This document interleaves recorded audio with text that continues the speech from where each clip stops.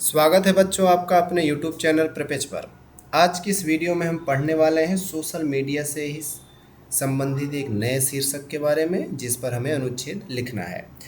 इसके पहले आपने वीडियो में पढ़ा कि सोशल मीडिया वरदान या अभिशाप। मैंने आपसे उस वीडियो में आपको पढ़ाते समय कहा था, उस दिन की क्लास में हमने वादा किया था आपसे कि जब हम इस बार नया वीडियो लेकर आपके लिए उपस्थित होंगे तो सोशल मीडिया से संबंधित ही शीर्षक होगा, लेकिन कुछ नए तरीके से शीर्षक आपके लिए मिलेगा और उसकी जो वर्डिंग होगी वो भी थोड़ी अलग होगी, क्योंकि शुरुआत में मैंने आपसे कहा कि पहले आप लिखना सीखिए, फिर धीरे धीरे अभ्यास करते ही आपको और भी नए तरीके से लिखने के लिए मैं प्रेरित करूँगा। ठीक, सोशल मीडिया वरदान या अभिशाप, इस पर आपने पढ़ा। उसमें आपने सरल शब्दों की एक वर्डिंग के साथ आप अनुच्छेद लिखे। सोशल मीडिया से ही संबंधित ये आज आपका शीर्षक है और इस पर अनुच्छेद लिखना है। तो देखिए कैसे शीर्षक बदल जाने से हमें अपनी वर्डिंग बदल देनी होती है, इसका भी हमें आज पता चल जाएगा। ठीक है ना? आइए क्लास को शुरू करते हैं बिना देरी किए हुए। ठीक, देखो भाई, शीर्षक क्या है? सोशल मीडिया प्रगति का साधन या मानसिक भंवर। ठीक, जब शीर्षक बदल जाए तो उसके अंदर की बातें भी हमें थोड़ा अच्छे तरीके से बतानी होती हैं। ठीक, ये वाला जो शीर्षक आप देख रहे हैं ना, इसमें संतुलित तरीके से बताना है आपको कि सोशल मीडिया हमारे लिए एक माध्यम बन रही है, तो क्या हम उससे प्रगति कर रहे हैं या फिर हम अपना नुकसान कर रहे हैं। दोनों बातें इसमें बतानी है आपको। और मैं आपको हमेशा बताता रहा हूँ कि जब भी आप शीर्षक कोई मिले आपको अनुच्छेद लिखने के लिए, तो उस शीर्षक में ध्यान ये रखना है कि अनुच्छेद लेखन करते समय हमें बैलेंस तरीके से बातें बतानी होती है। शुरुआत आप करते ही हैं रोचक तरीके से और फिर उसमें कुछ तथ्यात्मक बातें। इसमें आप विज्ञान के स्टूडेंट हैं तो कुछ विज्ञान वाली बातें भी शामिल हुई हैं। ठीक है ना? देखिए कैसे, इससे पता चलता है ना कि आप थोड़ा सा पढ़े लिखे हैं ना। सोशल मीडिया शुरुआत में ही उसका हम रोचक तरीके से शुरुआत करते हुए देखिए बता रहे हैं कि आज के डिजिटल युग में सोशल मीडिया हमारी जीवन शैली का अनिवार्य हिस्सा बन चुका है, लेकिन इसका अनियंत्रित उपयोग हमारे जीवन को अंदर से खोखला कर रहा है। अनियंत्रित उपयोग, समझ रहे हैं ना? वही भाई जो हम बहुत देर तक इंस्टा पर रील देखते हैं। सोशल मीडिया प्लेटफॉर्म्स कितने हैं? व्हाट्सएप है, यूट्यूब है, आपका फेसबुक है, इंस्टाग्राम है, ट्विटर है जो कि इस समय एक्स में बदल चुका है, थ्रेड भी है, स्नैपचैट भी आप यूज करते होंगे ना। तो ये सब क्या है? इसका अनियंत्रित उपयोग जान रहे हैं। हम समझ ही नहीं पा रहे कितनी देर तक हमें प्रयोग करना है और फिर हम कितनी देर तक इसका उपयोग। और करते क्या है, हम एक रील देखते हैं, उसके बाद फिर दूसरी रील आती है, ऐसे स्क्रॉल करते हुए देख रही है। देखिए भैया, रील और अंतहीन फीड्स में घंटों बर्बाद होने से हमारी उत्पादकता गिर रही है, हमारी प्रोडक्टिविटी गिर रही है और लगातार बदलते छोटे कंटेंट से हमारा अटेंशन स्पेन तेजी से घट रहा है। रात भर स्क्रीन देखने से नींद का चक्र बिगड़ता है। हमने आपसे क्या कहा था? शुरुआत में हमने कहा आपसे कि इस बार ये वाला जो अनुच्छेद है इसमें विज्ञान की बातें भी रहेंगी, जिससे ये जो मेलाटोनिन हार्मोन होता है वो बाधित होता है, हमारी नींद नहीं पूरी होती है, हमारे दिमाग को पता ही नहीं चलता कब सोना है कब जागना है, क्योंकि स्क्रीन से जो ब्लू लाइट आती है उससे वो अपनी होशो हवास खो देता है, दिन रात का फर्क ही नहीं जान पाता वो। विश्व स्वास्थ्य संगठन, जिसको WHO का आप शॉर्ट फॉर्म में कहते हैं, विभिन्न स्वास्थ्य संस्थानों के वैज्ञानिक अध्ययन पुष्टि करते हैं कि इसके अत्यधिक उपयोग से किशोरों और युवाओं में चिंता, अवसाद मतलब डिप्रेशन भैया, और गंभीर मानसिक विकारों में तेजी से वृद्धि हुई है। शारीरिक सुस्ती और थकान जैसी समस्याएं भी आम हो गई हैं। आभासी दुनिया के इस मोह में हम वास्तविक परिवार और मित्रों से कटते जा रहे हैं। हो रहा है ना? अरे भाई, हम किसी ऐसे फ्रेंड से जुड़ गए हैं जो हमें इंस्टा पर घंटों तक बातें करता रहता है हमसे। आज का समय जान रहे कैसा हो गया है।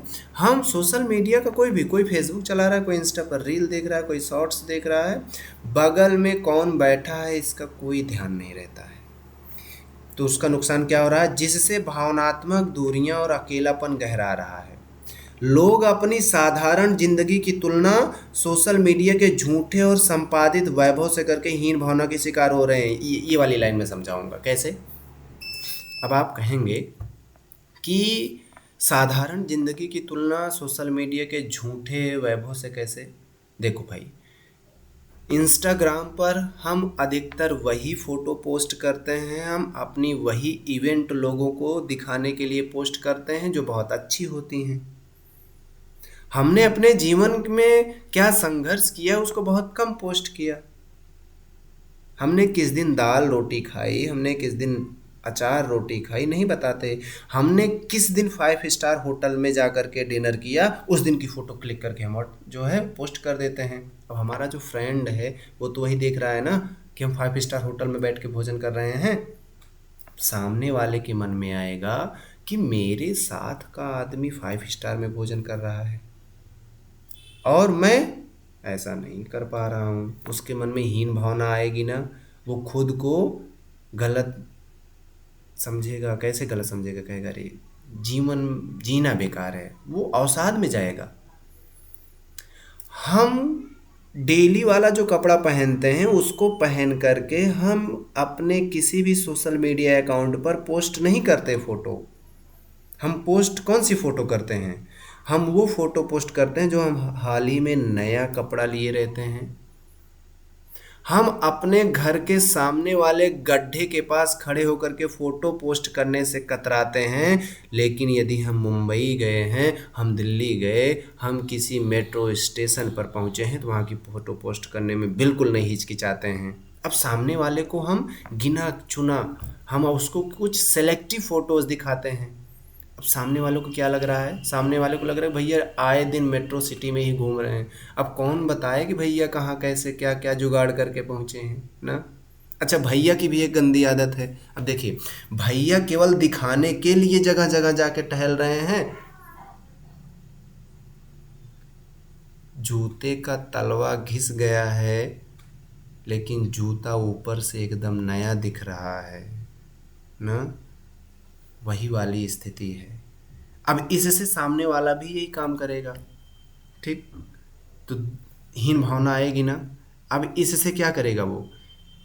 एक तरफ तो लोग उससे अपनी अच्छी बातें शेयर करते हैं कि उन्होंने किसी गरीब को भोजन खिलाया, किसी की मदद की, इससे लोग प्रेरित होंगे कि हम भी ऐसा ही करेंगे ना। हमें कोई यदि रास्ते में मिल जाएगा, कोई परेशान है तो हम उसकी मदद कर देंगे अपने योग्यता के अनुसार।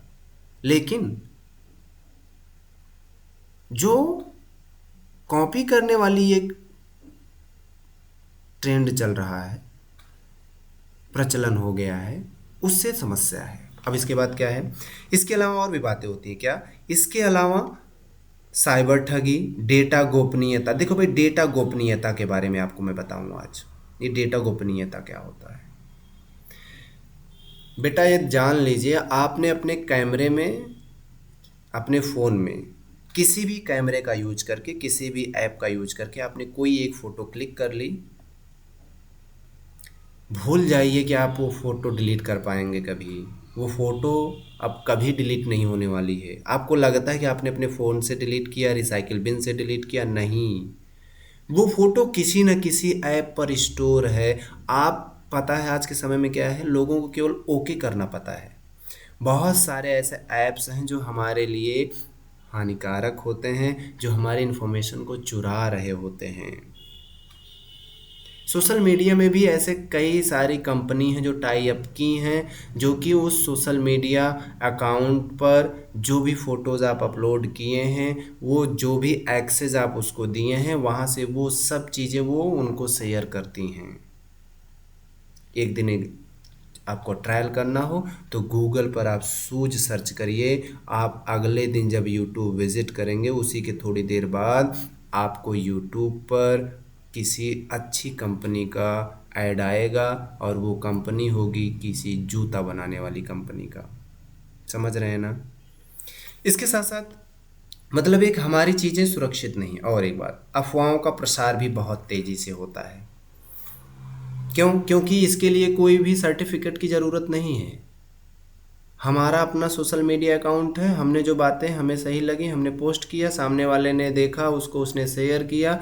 अब होता क्या है कि कभी कभी हम अज्ञानतावश कुछ चीज़ों को ऐसे ही शेयर कर देते हैं, जिससे कि आगे वाला समझता है कि ये बात सही है, वो उनको शेयर करता है, फिर ऐसे ही साझा करते हुए जानकारी दूसरे तक पहुंचती है, और इससे एक बड़ा अफवाह तंत्र तैयार होता है, और फिर वहीं पर हमें सरकार की नज़र लग जाती है। ठीक, अफवाहों को हमें नहीं शेयर करना चाहिए। हमें जिन बातों को ना जानकारी हो उसे बिल्कुल नहीं प्रसारित करनी चाहिए। इसके बाद देखो भाई, स्पष्ट है कि सोशल मीडिया बुरा नहीं है, बल्कि इसका विवेकहीन उपयोग नुकसानदेह है।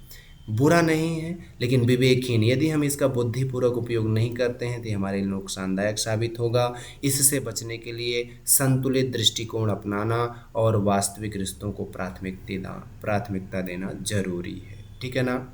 अब आप कहेंगे ये सब बातें मैं आपको क्यों बताई? भाई, यदि आपका मन करे कि आप अपने वर्डिंग में लिखना चाहें, तो आपको जब बातें पता चले रहेंगी, डेटा गोपनीयता क्या है, अवसाद क्या है, कितने प्लेटफॉर्म्स हैं, इनका हमें संतुलित तरीके से कैसे प्रयोग करना चाहिए, ठीक है ना, ये सब चीज़ें। तो साइबर ठगी क्या है? साइबर ठगी में क्या आएगा भाई? आज के समय में चोर आपके घर नहीं जाएंगे, अपने घर से बैठे बैठाए ही आपके फ़ोन से सारे बैंक अकाउंट जितने भी लिंक हैं वो सब खाली कर देंगे वो। ठीक, तो ऐसे स्थिति में आपको ध्यान ये रखना है कि किसी ऐसे ऐप्स को, किसी भी ऐसे सोशल मीडिया ऐप को, एप्लीकेशन को बिल्कुल नहीं यूज करना है। ना तो किसी को कहीं कुछ ऐसी जानकारी साझा करनी है जिससे कि हमारी निजता भंग हो। ठीक है ना?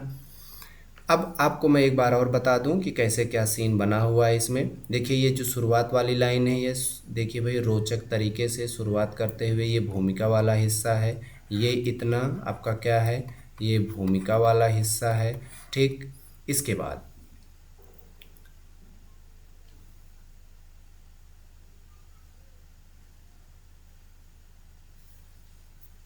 यहाँ पे देखेंगे आप, ये यहाँ से लेकर के यहाँ तक की जो जानकारी है, ये वाली जो जानकारी है, ये वही जो विषय वस्तु होती है। आरंभ करने के बाद फिर यहाँ से देखेंगे आप, ये वाला हिस्सा तथ्य रहते हैं इसमें।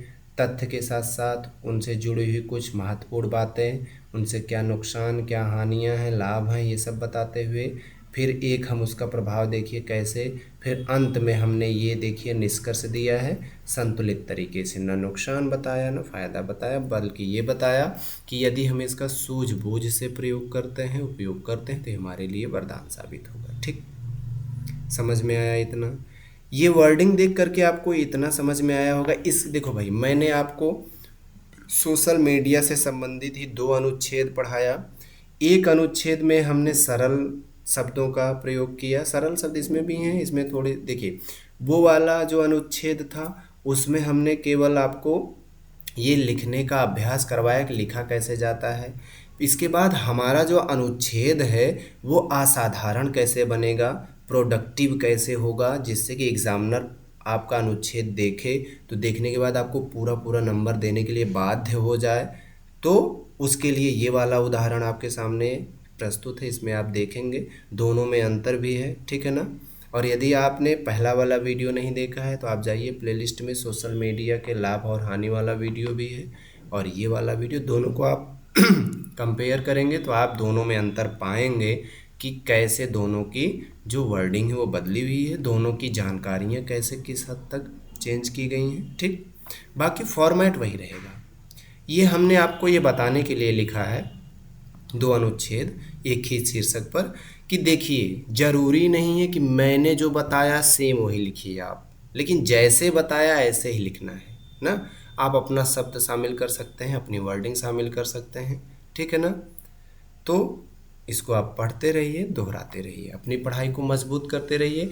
ऐसे ही आपको और सारे शीर्षक मिलेंगे जो आपके बोर्ड परीक्षा के लिए महत्वपूर्ण साबित होंगे, और आपको एक आइडिया मिलेगी कि हमें बोर्ड एग्जाम में कैसे लिखना है उत्तर, कैसे एक अच्छा अनुच्छेद लिखना है जिससे कि हमें पूरे पूरे नंबर मिलें। ठीक, पढ़ते रहिए, दोहराते रहिए, अपनी पढ़ाई को मजबूत करते रहिए। मिलता हूँ आपसे अगले वीडियो में, तब तक के लिए आपको धन्यवाद।